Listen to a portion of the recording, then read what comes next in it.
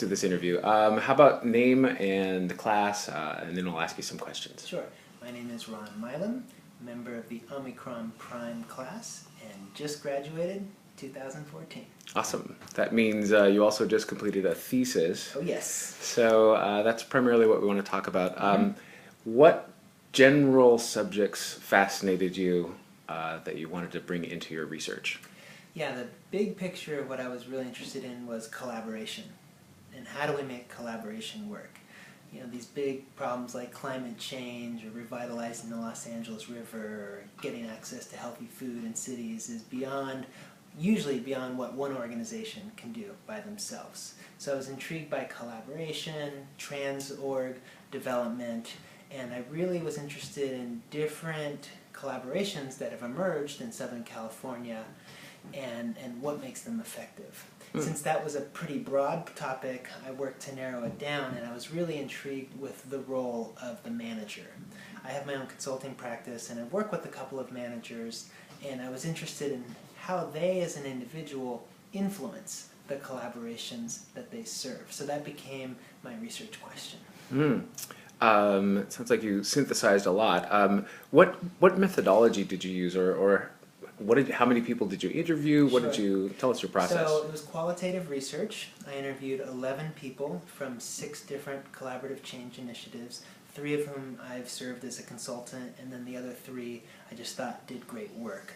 I interviewed both the manager to get their perspective, but I also interviewed the funder to get their perspective on the manager. I would have potentially have liked to interview a lot more people, but I also recognized that I was going to be typing those transcripts and I needed to have the focus. So I did face-to-face interviews, about 45 minutes on average, asked them a set of questions.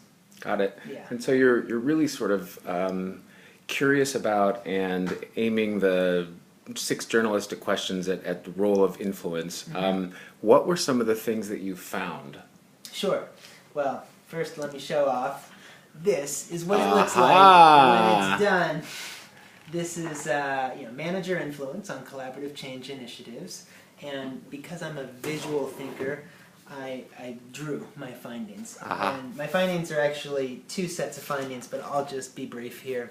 So there was 5 key areas in which I heard that a manager actually influences these spaces. One, just who they are, their personal characteristics have a big weight to them.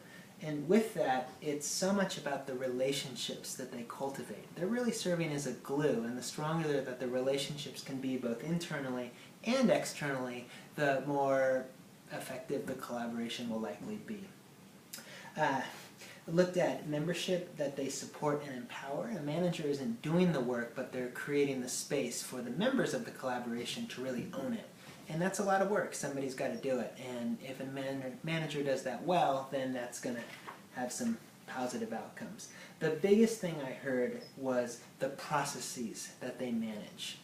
That a manager is really creating spaces for dialogue, facilitating those spaces, negotiating the multiple agendas in the room, helping transform conflict if it arises, which it usually does in collaborative spaces because collaboration is messy, trans-org development is messy, and ultimately what this does is help create a culture, and so a manager influences that.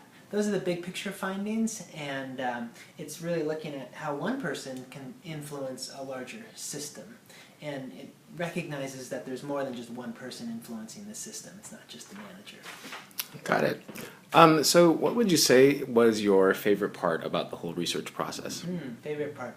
I love the dialogue, the conversations. It was a semi-structured set of interviews, so I went in with a certain set of questions, but then the dialogue was open enough that many of the interviews went in different places, and we just had a great conversation. It was learning both for me, but it also provided a space for these practitioners to reflect on their work. Yeah.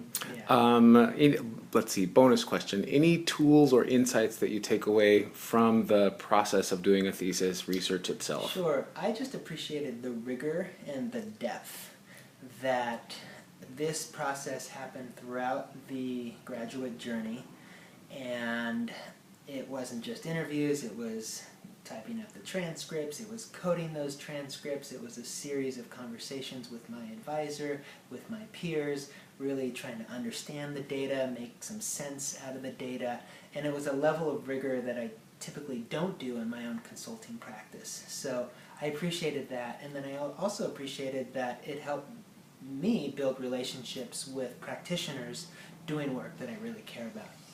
Awesome.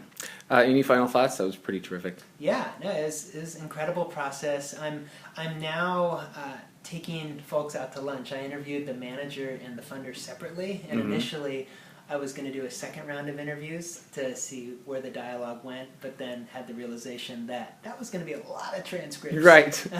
So decided to put a box around it, but I'm actually now sharing my findings like I'm doing with you right now, with both of them in the same place, and those conversations have been really interesting as well. Cool. So, yeah, great process, recommend it, and really happy that I went through it.